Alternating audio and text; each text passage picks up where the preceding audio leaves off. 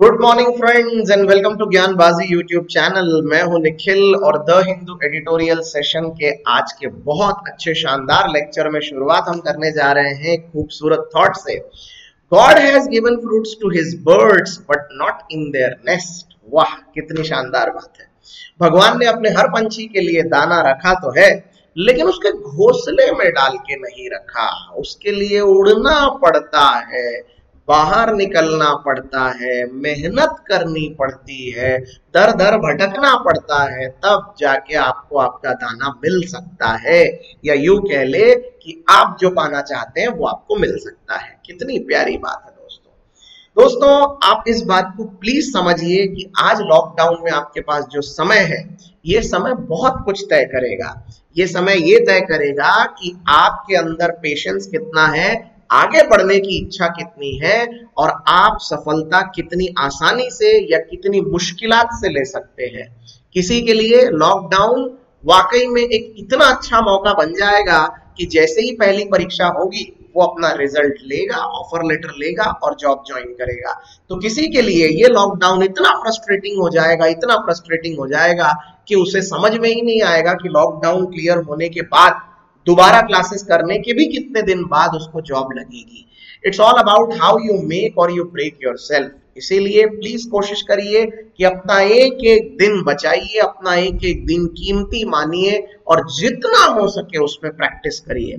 अपने एम्स बड़े करिए। अच्छी तैयारी के लिए सबसे ज्यादा जरूरत होती है बड़े सपने देखने की।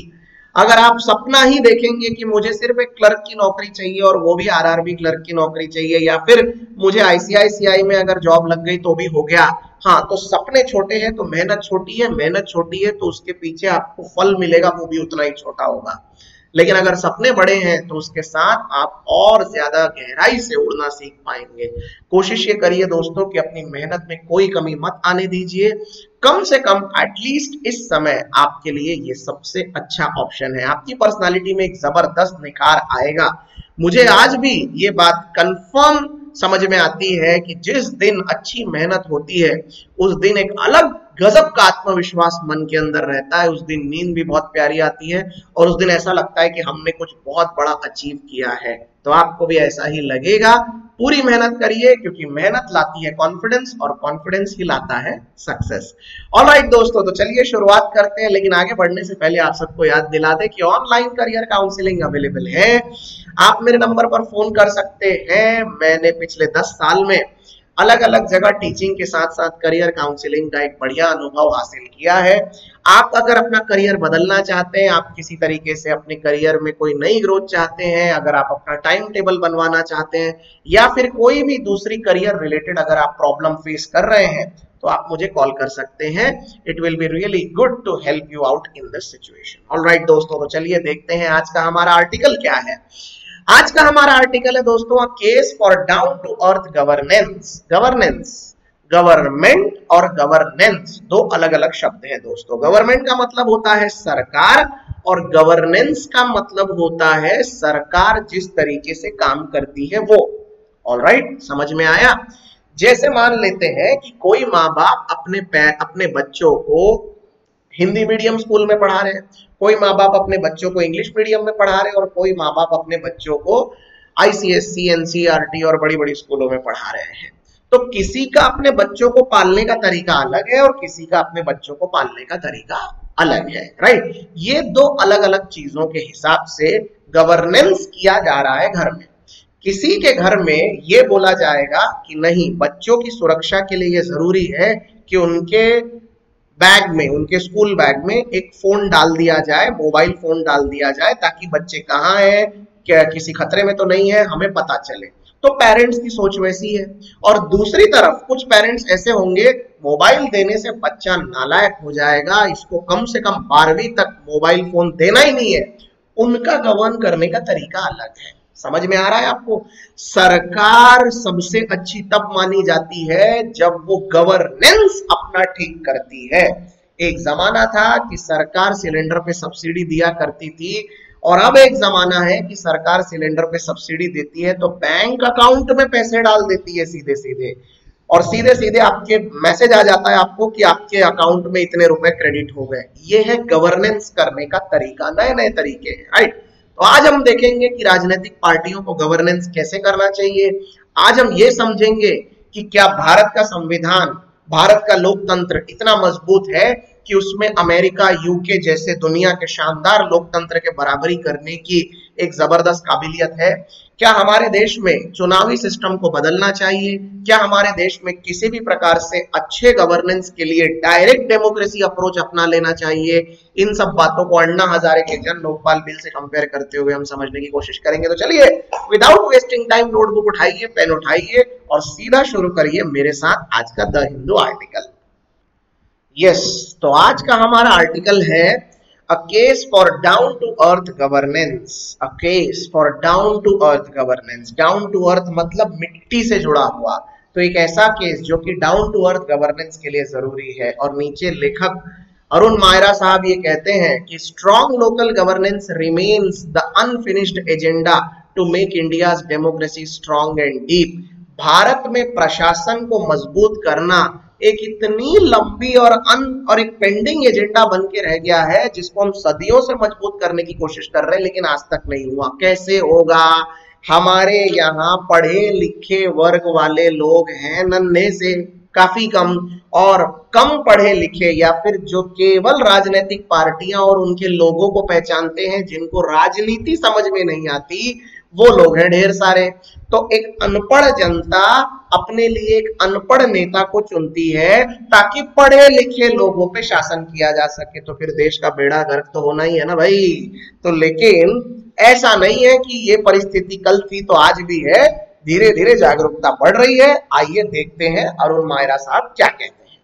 9 years ago, Anna Hazare ended his historic fast when Prime Minister Manmohan Singh informed him that Parliament has expressed support for proposed changes to anti-corruption legislation. The sense of House was behind Anna Hazare's key demand. The historic pending of Parliament to the People Bill was the result of remarkable moments of citizen, rich, middle class, poor coming together to take politics back from politician to demand parliament's accountability to citizen। कितनी बढ़िया बात है। आज से 9 साल पहले आप सबको पता है कि अन्ना हजारे, रालेगन सिद्धि वाले अन्ना हजारे, इन्होंने सीधे सीधे दिल्ली में प्रगति मैदान में मोर्चा खोल दिया था और इन्होंने बोल दिया था अब इस देश को करप्शन फ्री करना है और हर हाल में जन लोकपाल बिल आना ही चाहिए। वो अपना एक प्रपोज्ड एजेंडा लेकर आए थे, जन लोकपाल बिल, और वो संविधान के ढांचे में सुधार चाहते थे और उसके लिए वो बिल्कुल अनावरण अनशन पर बैठ गए। उन्होंने बोल दिया भैया मैं अन्न जल ग्रहण नहीं करूंगा जब तक आप जन लोकपाल बिल के ऊपर पार्लियामेंट में एक बिल लाओगे नहीं और इसके ऊपर विचार करोगे नहीं। अब अन्ना हजारे साहब अगर ऐसे आ गए तो ऑब्वियसली सरकार धीरे धीरे धीरे धीरे डरने लग गई।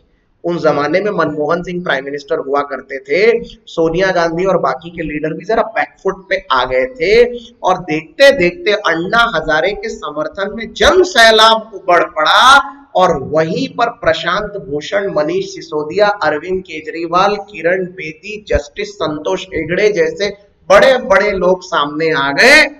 अन्ना हजारे अपने जन लोकपाल बिल के साथ तो बाजू में हो गए, बाकी लोगों ने मिलकर एक बढ़िया पार्टी बना ली जिसको आज हम आम आदमी पार्टी कहते हैं, पता है या नहीं।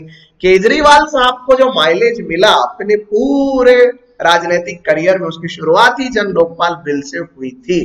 बहरहाल दोस्तों, तो जब अन्ना हजारे भूख प्यास में वहां पर अनशन कर रहे थे तो प्रधानमंत्री मनमोहन सिंह उनके पास आए और उनको बोला प्रभु हम आपके पैर पड़ते हैं, आप ये भूखा भूखा रहने का प्लान जरा बंद करो, आप कुछ खा लो। और रही बात आपके जन लोकपाल बिल की, तो मैं एकदम गॉड प्रॉमिस मैं पार्लियामेंट में आपके लिए ये ला रहा हूं और इसके ऊपर अब हम चर्चा करेंगे सर। तो प्लीज प्लीज सर ये आंदोलन बंद करो सर, कुछ करो, राइट। तो अब जब ये सब कुछ हुआ तो उस समय पहली बार इस देश की जनता को ये एहसास हुआ कि रिच, मिडिल क्लास, पुअर, चाहे आप किसी भी वर्ग के हो, कोई भी हो, आपको एक अच्छा प्रशासन चाहिए होता है। क्योंकि करप्शन से सिर्फ गरीब त्रस्त है ऐसा नहीं है, मिडिल क्लास भी त्रस्त है, अमीर भी त्रस्त है। तो हर किसी को ये लगा नहीं यार ये गलत है, करप्शन फ्री स्टेट होना ही चाहिए। और पहली बार लोगों को ये एहसास हुआ सरकार जैसा चलाएगी वैसा नहीं चलेगा देश, जैसा हम चाहते हैं वैसा चलेगा ये देश। ऑलराइट, ये पहली बार इस बात की एक मजबूती पूर्वक लोगों के सामने ये एहसास होने लगा था सबको। ऑलराइट दोस्तों, मुझे तब याद है मैं उन दिनों एमबीए कर रहा था और अन्ना हजारे के बारे में सारी चीजें हम न्यूज में सुना करते थे। हम हॉस्टल में बैठे हुए थे और किसी का बर्थडे था और हम केक खा रहे थे।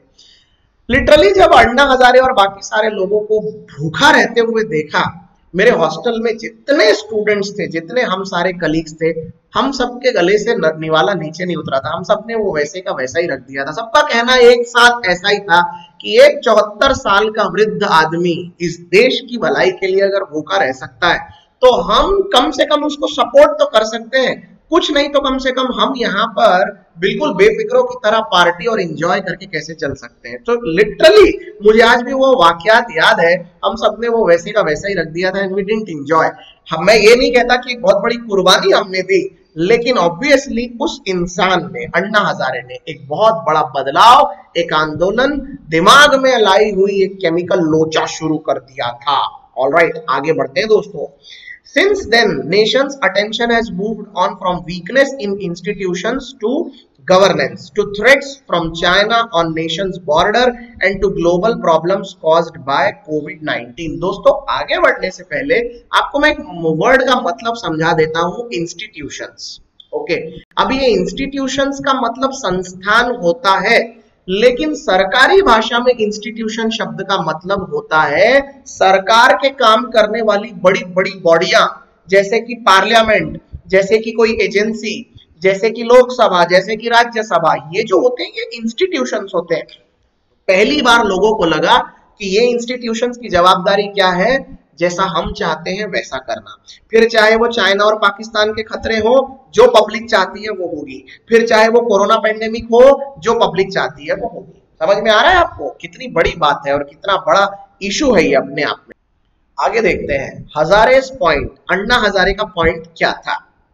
The single point demand of the Anna Hazare movement was the institution of Jan Lokpal to try altogether functionaries when accused of corruption, even the Prime Minister। Anna Hazare की डिमांड ये थी कि भाई इंस्टीट्यूशन का काम ये है कि जन लोकपाल बिल जल्द से जल्द शुरू करे और लोगों को सजा देना शुरू करे जो करप्शन में लिपे पुते हुए हैं।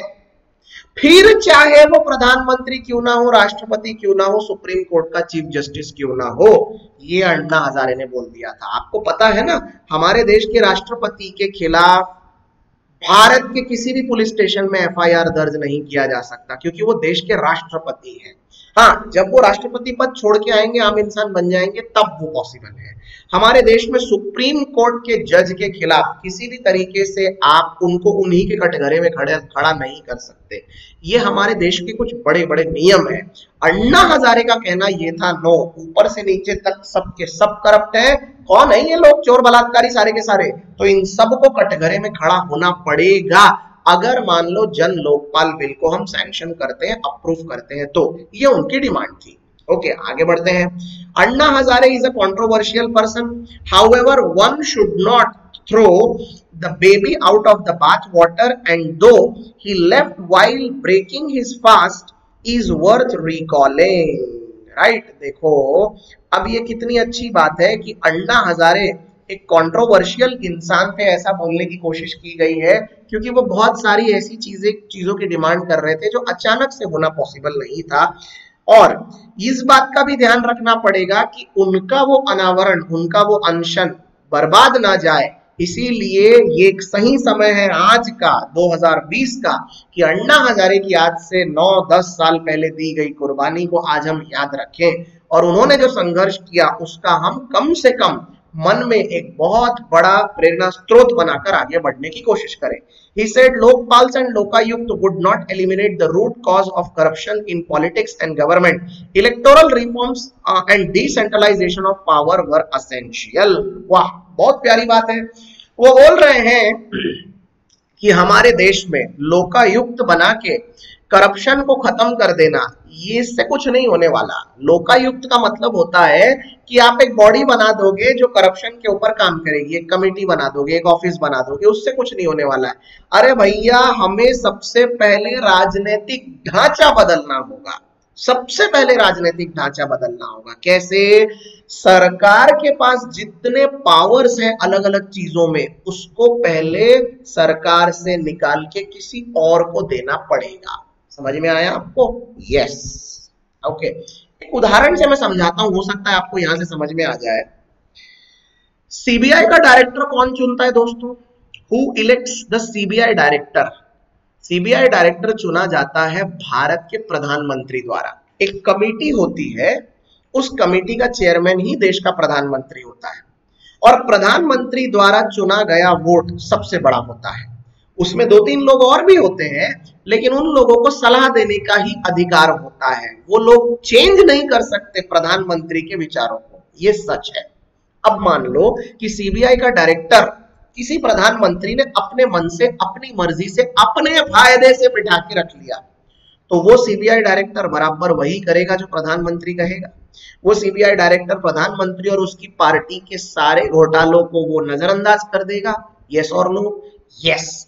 इसी तरह की चीजों के वजह से पावर किसके पास नहीं होना चाहिए? बहुत से मामलों में सरकार के पास नहीं होना चाहिए। आपको याद है, आज से कई साल पहले इंदिरा गांधी ने अपने मर्जी का सुप्रीम कोर्ट का चीफ जस्टिस बिठा दिया था, और 3 जजेस जिनके नंबर लगने वाले थे, उम्र के हिसाब से होता है ये, तो 3 जजेस को सुपरसीड करके एक जज को उठा के उन्होंने बैठा दिया था सुप्रीम कोर्ट में, क्योंकि वो चाहती थी कि वो वाला व्यक्ति जज बने और उनके केसेस को नजरअंदाज कर दे। अब बातें इसके ऊपर बहुत सारी हैं, अलग अलग डॉक्यूमेंट्स है, बहुत सी चीजें हैं, लेकिन इस तरह के राजनीतिक सच बार बार देखे जाते हैं। इसीलिए इस लाइन में लिखा हुआ है कि डिसेंट्रलाइज करो। डिसेंट्रलाइज शब्द का मतलब होता है कि किसी एक के पास पावर है, उसको बोलेंगे सेंट्रलाइज, और पावर छोड़ देना और अलग अलग लोगों में बांट देना, उसको कहते हैं डिसेंट्रलाइज। समझ में आया आपको? Parliamentarians of parties were affected by the claims of leader of Anna movement that they were the representatives of people rather than the parliamentarians. जितने भी आज से 9 साल पहले अन्ना हजारे के मूवमेंट के समय जितने भी लीडर्स थे, उन सबको बार बार ये एहसास दिलाया जा रहा था कि अरे नालायकों, तुम पॉलिटिकल पार्टी के नेता नहीं, तुम जनता के नौकर हो, ये बात तुम याद रखना। तुम हमारे प्रतिनिधि हो, तुमको वो करना है जो हम चाहते हैं। समझ में आया? और अगर आप करप्शन में लिपे पुते हुए हैं तो हम आपको छोड़ेंगे नहीं। ये बातें बार बार चल रही थी। आपको एक बहुत बढ़िया इंसिडेंट बताता हूं। अन्ना हजारे के मूवमेंट के ठीक बाद में या उस दौरान ही भारत की जीडीपी ना 4% हो गई थी दोस्तों, 4%। Do you know why? क्योंकि सारे आईएएस आईपीएस ऑफिसर्स ने फाइल पे साइन करने से मना कर दिया था। सबने बोल दिया था कि आज इस फाइल पे मैं साइन करूंगा, 6 साल बाद तुम ये फाइल ओपन करोगे और बोलोगे कि इसमें मैंने रिश्वत खाई है, गो टू हेल, मैं नहीं कर रहा साइन। तो स्कूल बनाने के प्रोजेक्ट पेंडिंग, नदियों के ऊपर बांध बनाने के प्रोजेक्ट पेंडिंग, हाईवे कंस्ट्रक्शन के प्रोजेक्ट पेंडिंग, डैम के प्रोजेक्ट पेंडिंग, हर तरह के प्रोजेक्ट पेंडिंग होते चले गए। जीडीपी आगे बढ़ी नहीं, सीधा 4% पे आ गई थी। ये एक बहुत बड़ा कारण है, क्योंकि जितने भी सरकारी अफसर थे वो सबके सब डर गए थे। अब आप बोलेंगे सरकारी अफसरों को साइन करने में प्रॉब्लम क्या था, डर क्यों गए थे? अरे सर, सच्चाई ये है कि बिना टेबल के नीचे की मलाई लिए कोई सरकारी ऑफिसर कुछ नहीं करता। ये मैं सिर्फ थ्योरी नहीं, ये मैं अनुभव से बता रहा हूं, ये पॉसिबल नहीं है दोस्तों। Corruption has become an inherent part of our society. मुझे आज भी याद है कि मुझे जब पासपोर्ट बनवाना था, सामने ही रिश्वत मांगी जाती थी, बिल्कुल खुलेआम, कि हाँ अगर आपको ये चाहिए, हाँ चलिए व्यवहार के लिए कम से कम 500 रुपए दे दीजिए, 1000 रुपए दे दीजिए, समथिंग लाइक दैट। और एक आम इंसान को ये सब चीजें करनी ही पड़ती है। आपके साथ भी ऐसे करप्शन से लिपे पुते हुए अगर अलग अलग केसेस सामने होंगे तो आज आप प्लीज जरा हमारे साथ कमेंट थ्रेड में शेयर करिए। हम चलते हैं आगे। Like Arvind Kejriwal to prove by winning elections. ये जो मोमेंट था, ये अरविंद केजरीवाल जैसे नेताओं के लिए बड़ा अच्छा था, क्योंकि उन्होंने इलेक्शन जीत लिया। This spurred the formation of आम आदमी पार्टी, और यहीं से शुरुआत हुई आम आदमी पार्टी। स्पर्ड का मतलब होता है फूट के बाहर निकलना। It joined the system which had to be reformed and had to play the game of the system's rule. This dismayed many and the moment for fundamental reforms of governance lost its steam. Right? कहने का मतलब ये है कि अरविंद केजरीवाल जैसे नेता जिन्होंने अन्ना हजारे के आशीर्वाद से आम आदमी पार्टी बनाई, धीरे धीरे हमें ऐसा लगा कि ये उन्हीं आदर्शों पे चलते जाएंगे जो अन्ना हजारे के हुआ करते थे, लेकिन देखते देखते उन्होंने अपनी एक पार्टी बनाई और बाकी पार्टीज की तरह वो भी एक राजनीतिक पार्टी बन के रह गए। और उस समय जो जोश, उस समय जो हिम्मत और खौलता हुआ खून वो दिखा रहे थे, सारी गैस निकल गई पाइप से बाहर, कंप्लीटली ठंडा पड़ गया माहौल। समझ में आया आपको? हाँ, अब अरविंद केजरीवाल साहब को पूछेंगे कि क्या ऐसा है, तो बोलेंगे ऐसा कुछ नहीं है, मेरी पार्टी की आइडियोलॉजी है कि हम करप्शन फ्री रहेंगे, हम एक आम आदमी की पार्टी है, हम नहीं करते करप्शन, तो वो बोलेंगे ही। लेकिन सच्चाई ये है कि देश में करप्शन के केसेस तब से लेकर अभी तक कम नहीं हुए, बल्कि वो बढ़े ही। समझ में आया आपको? It is about money. Wow, कितनी अच्छी बात है। अब ये पैराग्राफ जरा आप ध्यान से सुनना दोस्तों, मंत्रमुग्ध हो जाओगे। Around the world, electoral democracies have become infected by the disease of funding political parties and elections. दुनिया के हर एक देश में, पूरे दुनिया में हमने क्या देखा है कि जितने भी ऐसे लोकतंत्र हैं जहां पर लोकशाही चलती है, डेमोक्रेसी चलती है, वहां पर सबसे बड़ा प्रॉब्लम क्या है कि पॉलिटिकल पार्टीज को और इलेक्शंस को फंडिंग दी जाती है, पैसा दिया जाता है। और क्योंकि पैसा दिया जाता है, इनके पास अफराद पैसा जमा हो जाता है, और क्योंकि इनके पास बहुत पैसा जमा हो जाता है, इसीलिए ये अपनी मनमानी करते हैं। बीजेपी आज एक बहुत अमीर पार्टी है। आज एक पार्टी आप मेरे को ऐसी बता दो जो कि सेंट्रल लेवल की पार्टी है और जिसके पास फंडिंग नहीं है। अरे बिना फंडिंग के तो ये कुछ कर ही नहीं सकते। आप क्या समझ रहे हैं, मोदी जी की एक रैली निकलती है और वो फूल फेंकते रहते हैं, आजू बाजू में सिक्योरिटी, हजारों लाखों लोगों की वहां पर भीड़, ये सब फ्री में नहीं होता ना। कम से कम 25-40 लाख रुपए तो सिर्फ म्युनिसिपैलिटी में सिक्योरिटी डिपॉजिट का रखना पड़ जाता है।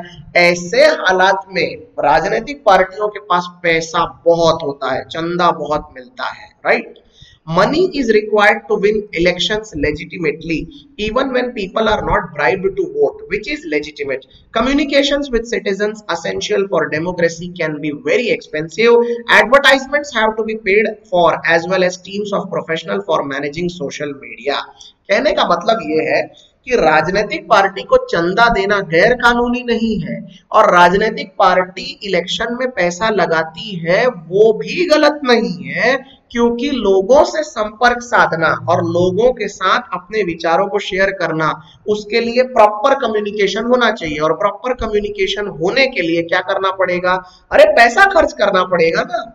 अब देखो, आपको याद होगा अब की बार मोदी सरकार, अब की बार मोदी सरकार, ये जो नारे लग गए थे, पूरा कैंपेनिंग सोशल मीडिया में चालू था। फेसबुक में वही, ट्विटर पे वही, इंस्टाग्राम पे वही, व्हाट्सएप पे वही, दिन भर वही चीजें। तो ये जो सारे प्लेटफॉर्म इन्होंने यूज किए, वहां पर इतनी सारी चीजें इन्होंने पोस्ट की। अरे भैया, उसके लिए पैसा लगा होगा ना, फ्री में थोड़ी हुआ होगा। तो ये जो सब एक्सपेंसेस है, जब तक आप ये नहीं करोगे, आप इलेक्शन नहीं जीत सकते।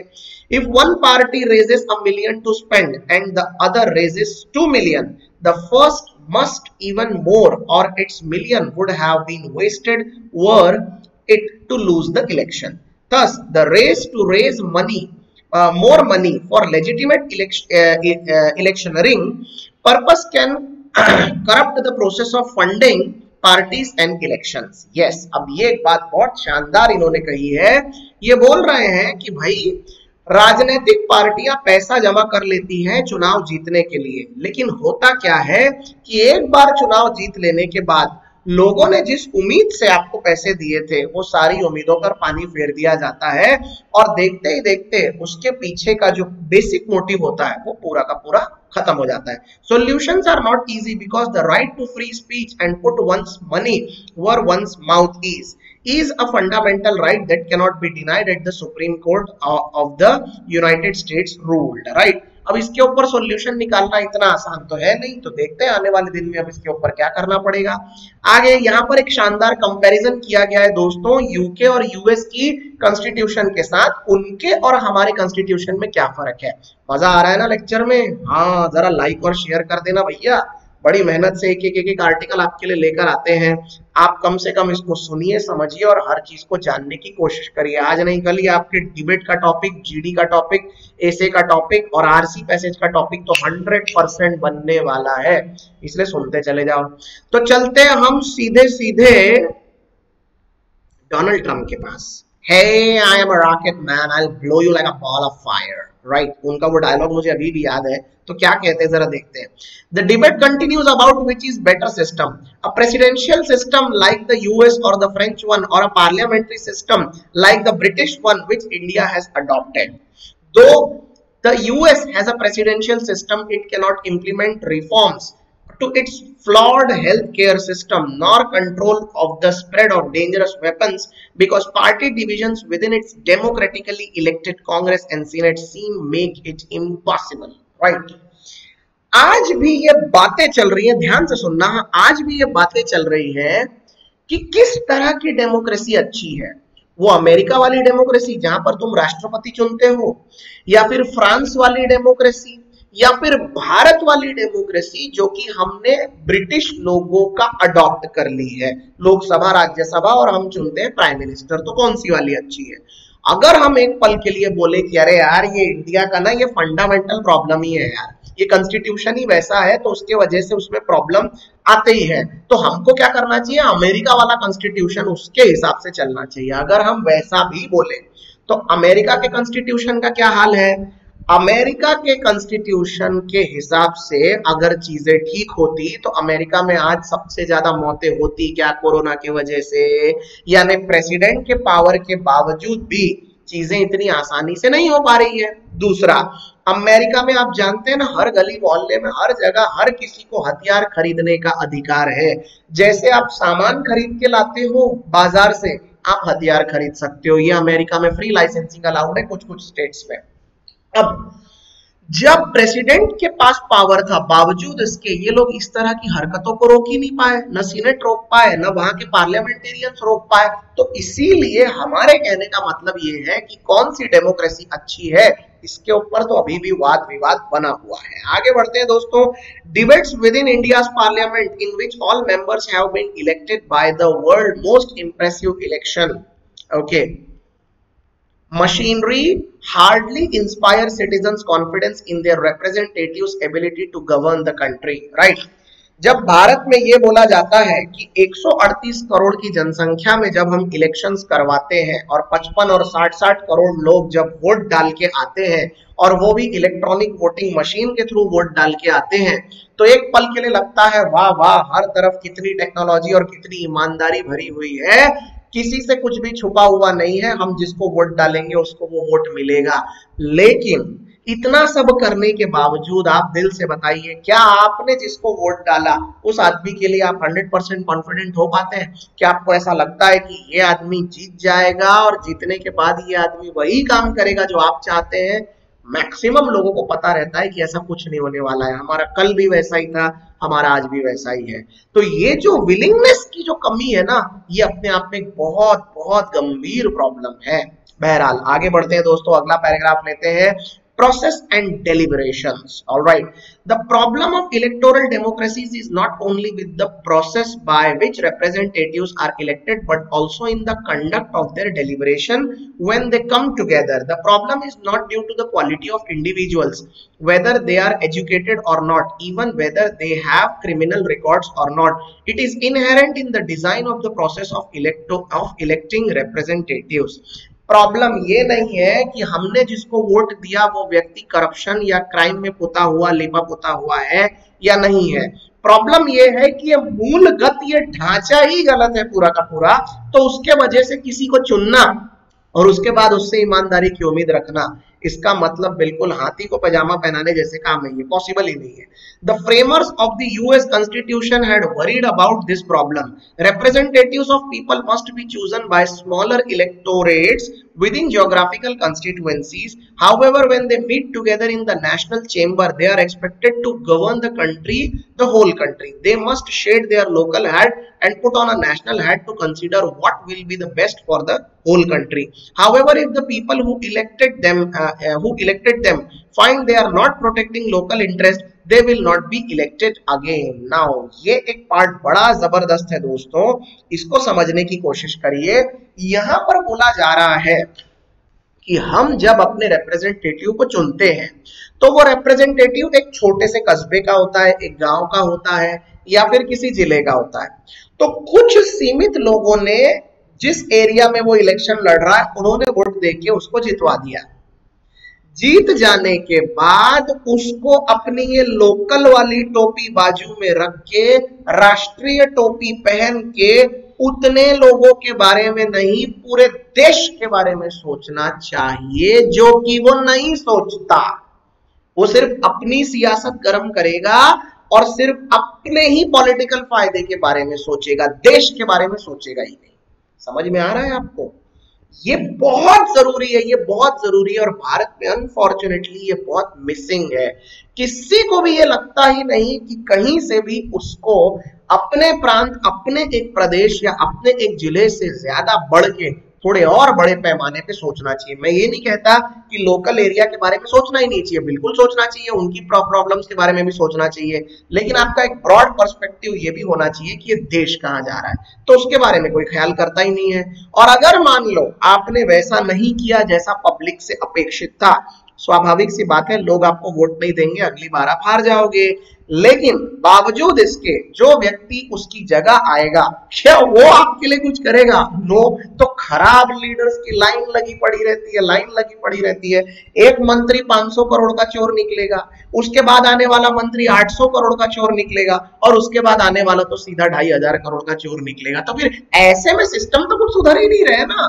कल भी वही संघर्ष था, आज भी वही संघर्ष है। ये है बेसिक प्रॉब्लम। समझ में आ रहा है आपको? अच्छा, मैं एनसीईआरटी की एक बुक पढ़ता हूं अक्सर, यूपीएससी वाले सिलेबस से रिलेटेड, 9th क्लास की नागरिक शास्त्र की बुक। उसमें एक बात बड़ी अच्छी दी हुई है, आपके साथ जरा शेयर करना था मुझे। उसमें लिखा हुआ है कि भारत में आज अगर आप 10 लोगों को सड़क पर रोककर ये पूछोगे कि कॉन्स्टिट्यूशन एंड पॉलिटिक्स के बारे में आप क्या जानते हो, तो पॉलिटिक्स के बारे में बोलते साथ वो नाम बताएंगे 2-3 राजनीतिक पार्टियों का, और वो बोलेंगे कि इनके ये लीडर हैं। बस क्या इतना ही है पॉलिटिक्स का मतलब?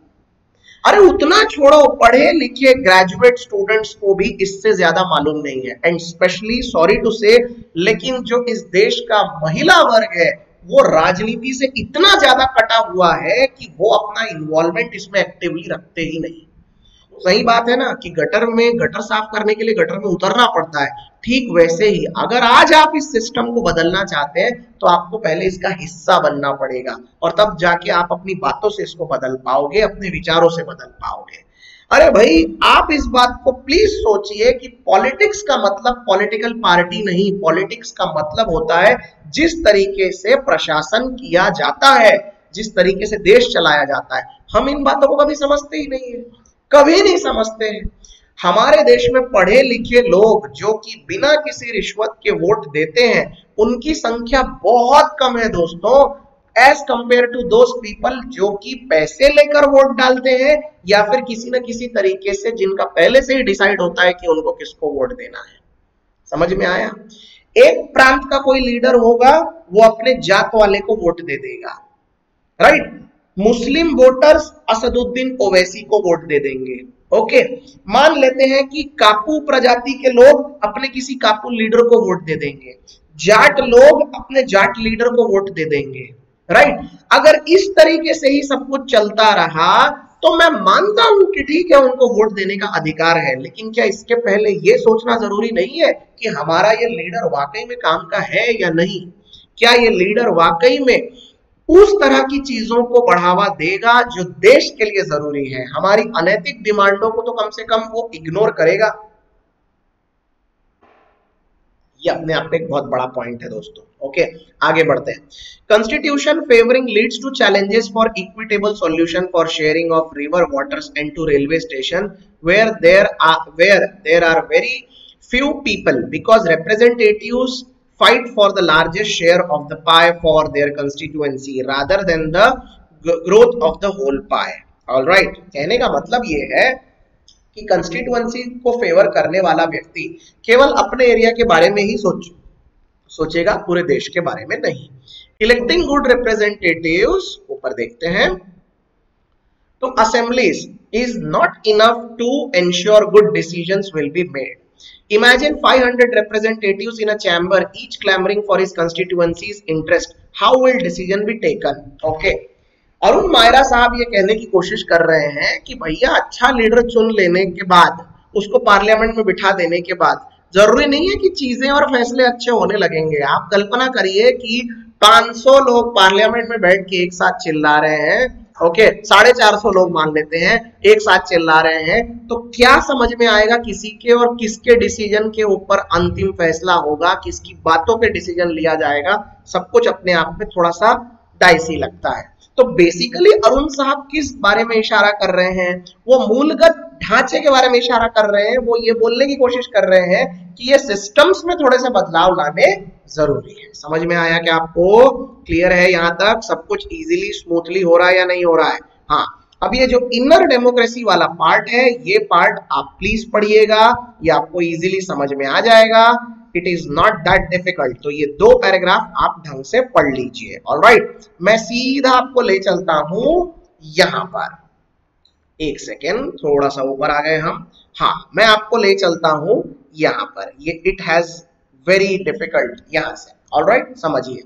It has become very difficult in representative democracies for reasons explained here to arrive at good and fair decisions for the governance of a large state or country. It is tempting to abandon political parties and parliament and revert direct forms of democracy where every decision can be put directly to all citizens to vote on. ये अपने आप में बार बार लोगों का विचार दुनिया भर में दिखाई देने लगा है कि राजनीतिक पार्टियों को बैन कर दो। तो राजनीतिक पार्टियों को बैन कर दो तो फिर देश चलाएं कैसे? राजनीतिक पार्टियों को बैन कर दो और डायरेक्ट डेमोक्रेसी रखो। डायरेक्ट डेमोक्रेसी, अब इसका मतलब क्या है? जरा ध्यान से सुनना। हाँ, एक कमरे में मान लो 30-35 स्टूडेंट्स का एक क्लासरूम है और वो पढ़ रहे हैं। क्लास का अपना एक लीडर है और वो लीडर सारी चीजों पे फैसले लेता है। हमको ऐसा लगता है कि हमारा लीडर जो है वो करप्ट है, तो हमने वो लीडर को हटा दिया। तो अब फैसले कैसे लिए जाएंगे? किसी भी चीज के ऊपर फैसला लेना हो, सारे लोगों का वोटिंग होगा और 50% से ज्यादा वोट जिस चीज के ऊपर पड़ेंगे वो चीज कर ली जाएगी, बस ऐसे होगा। और इसका एक बेस्ट उदाहरण है ब्रेक्जिट। ब्रेक्जिट में क्या हुआ? पब्लिक से सीधे पूछा गया कि आप बताओ, आप यूके को यूरोपियन यूनियन से बाहर निकलवाना चाहते हो या नहीं? न राष्ट्रपति, न प्रधानमंत्री, न वहां की क्वीन, कुछ भी नहीं। डायरेक्टली उन्होंने पब्लिक से ही वोटिंग मांग ली। पब्लिक ने बोल दिया 52% लोगों ने कि हाँ हमको ब्रेक्जिट करना है और ब्रेक्जिट हो गया। इसको बोलते हैं डायरेक्ट डेमोक्रेसी। इसको बोलते हैं डायरेक्ट डेमोक्रेसी। यानी कल को भारत में अगर मान लो ये वोटिंग कर दी गई कि चाइना को सबक सिखाने के लिए उस पर हमला कर देना चाहिए, डायरेक्ट वोटिंग करवा लो। अब वोटिंग करा लो, पता चला 72% लोगों ने बोला हाँ हमला कर देना चाहिए और हमने सही में हमला कर दिया। एक काम करते हैं कि पाकिस्तान के ऊपर भी लगे हाथों हमला करते हैं और एक बार का झंझट खत्म करते हैं। तो बोलो पब्लिक, आपको क्या लगता है? वोटिंग कर ली जाए और लोगों ने 80% लोगों ने बोल दिया हाँ हमला कर दो और हमने हमला कर दिया। इस तरह के सिस्टम को बोला जाता है डायरेक्ट डेमोक्रेसी। अब आप एक पल के लिए पढ़े लिखे होने के नाते जरा कल्पना करिए कि इस तरह का सिस्टम अगर इस देश में आ गया तो क्या हाल होगा, कितना बुरा हाल होगा। अरे क्योंकि इस तरीके से वोट देने वाला व्यक्ति सोच समझ के कभी वोट देगा क्या? वो तो एग्रेसिवली वोट दे देगा ना, राइट? जो चीज देश हित में नहीं है उसके लिए भी उल्टी वोटिंग पड़ सकती है। इसीलिए सोच के समझ के अपने संयम बुद्धि और विवेक को यूज करके निर्णय लेने वाले लोग काफी कम है और इसीलिए लीडर की जरूरत तो है ही, पॉलिटिकल पार्टी की जरूरत भी है। ये समझ में आया आपको? हाँ, new internet technologies make this possible, but if all voters have not understood what is at stake, they can not decide well, as Californians have learned over decades with their forms of direct democracy। देखा, मैंने आपको बोला वो बराबर यही कह रहा है। वो कह रहा है कि भाई इस तरह से डायरेक्ट डेमोक्रेसी से वोटिंग लेने के पहले हमें ये सोचना होगा कि पब्लिक को क्या इस बात का एहसास है कि उनके एक निर्णय से कितना बड़ा प्रॉब्लम क्रिएट हो सकता है, उनके गलत निर्णय से कितनी बड़ी मुसीबत खड़ी हो सकती है। ऐसा कैलिफोर्नियंस ने ऑलरेडी करके देखा है और ऐसा यूके में ऑलरेडी ब्रेक्जिट वाले मामले पे हो गया है। ब्रेक्जिट ब्रेक्जिट ब्रेक्जिट चिल्लाने लग गए थे, लो भैया ब्रेक्जिट हो तो गया, लेकिन ब्रेक्जिट होने के बाद क्या आज आप खुश हैं? क्या ब्रिटेन की हालत बदल गई? लगता तो नहीं है कहीं से। आगे देखते हैं। Complex issues where many interests collide must be resolved by reason, not settled by numbers. Hence, there is no alternative to good local governance, wherein citizens manage their local affairs democratically.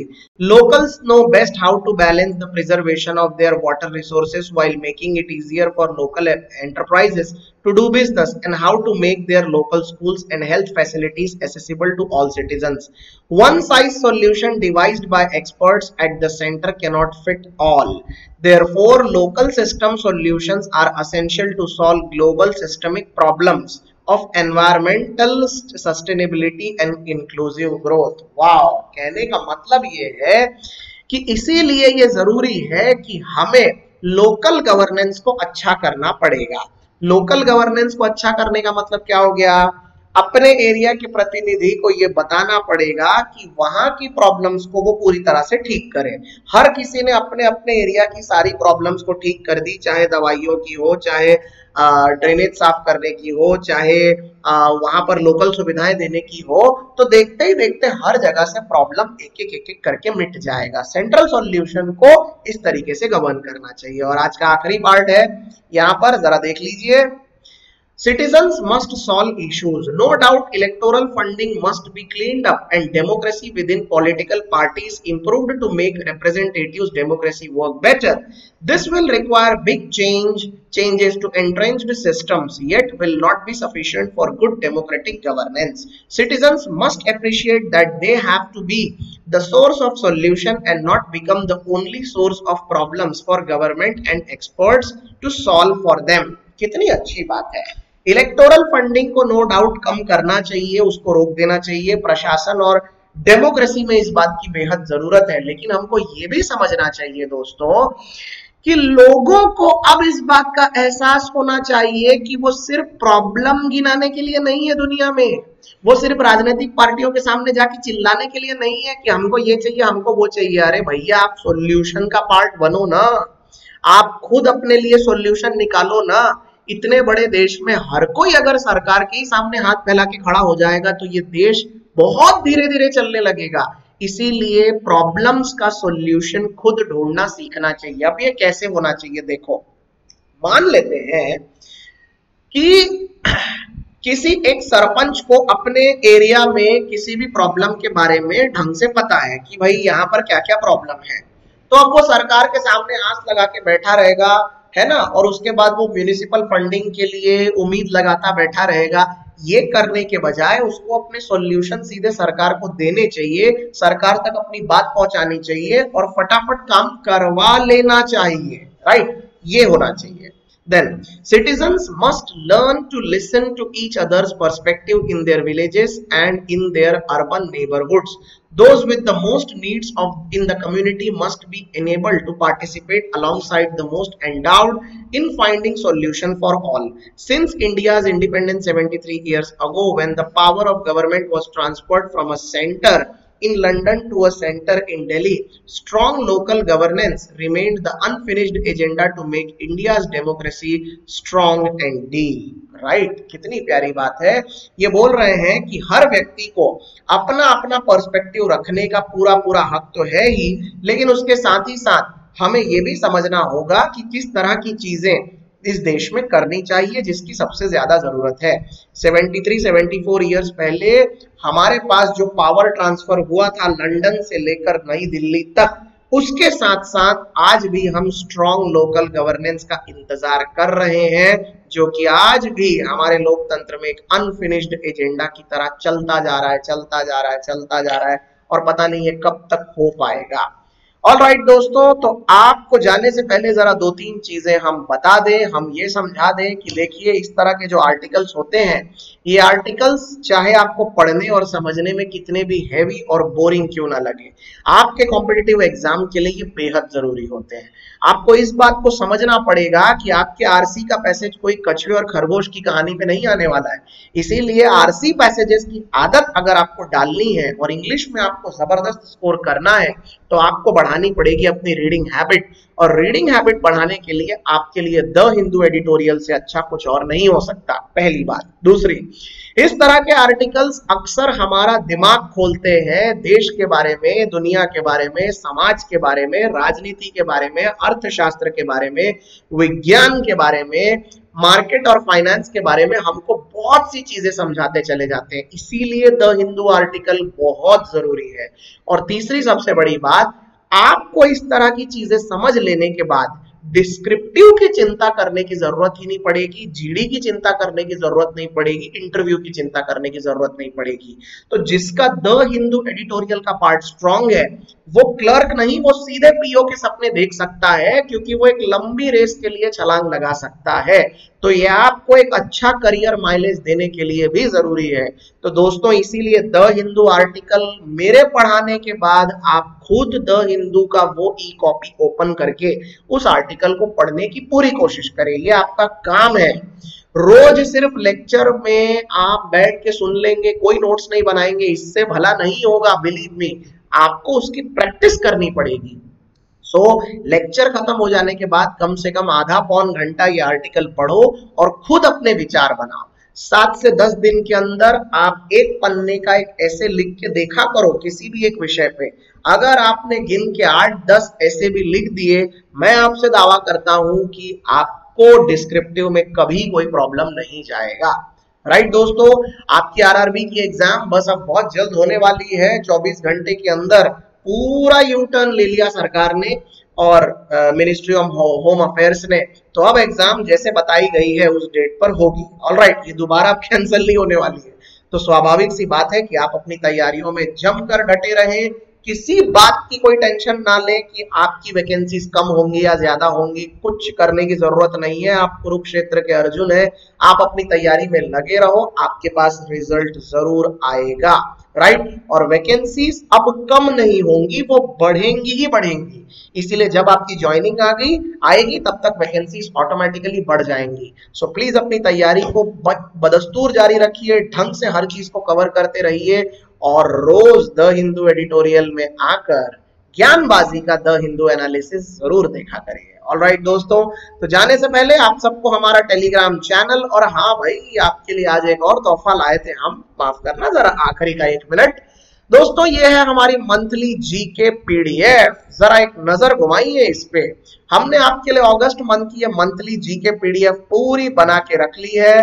Most important MCQs with explanation. अब देखिए, ये सामने आपको बलराम योजना जो दिखाई दे रही है क्वेश्चन, उसके ये 4 ऑप्शन है और 4 ऑप्शन के साथ आपको उसके नीचे पूरा का पूरा डिस्क्रिप्शन भी दिखाई दे रहा है। ये इस तरह का बिल्कुल चुनिंदा काम ज्ञानबाजी ही आपके लिए कर सकता है भैया। तो हमने आपके लिए इस तरह के शानदार आर्टिकल बनाए हैं, इस तरह के बढ़िया पीडीएफ तैयार करके रख लिए हैं। बहुत ही बढ़िया खूबसूरत पीडीएफ है और उसमें दी हुई बहुत सारी शानदार डिटेल्स हैं। तो आप आज ही ये पीडीएफ हमसे ले सकते हैं, इसको सिक्योर कर सकते हैं। इसके लिए अधिक जानकारी के लिए आप मेरे नंबर पर मुझसे कांटेक्ट कर सकते हैं और आप ये पीडीएफ पूरी की पूरी ले सकते हैं। देखिए, इसमें 1 लाइनर्स भी है और पूरे अगस्त मंथ के जितने जीके क्वेश्चंस हैं, ये सब कुछ आपके लिए अवेलेबल है। ऑलराइट दोस्तों, तो जरूरत पड़ने पर इस तरह की चीजों का पूरा उपयोग करें अपने एग्जाम पर्सपेक्टिव से। ऑलराइट, जाते जाते आप सबको हमारे टेलीग्राम की लिंक भी याद दिला दें। तो ये रही हमारे टेलीग्राम चैनल की लिंक। इस लिंक पर जाइए और आज ही हमारे टेलीग्राम चैनल से जुड़िए, क्योंकि जितने भी अलग अलग आने वाले दिन में मैं पीडीएफ आपको देने वाला हूं वो सब भी इसी टेलीग्राम चैनल पे होंगे।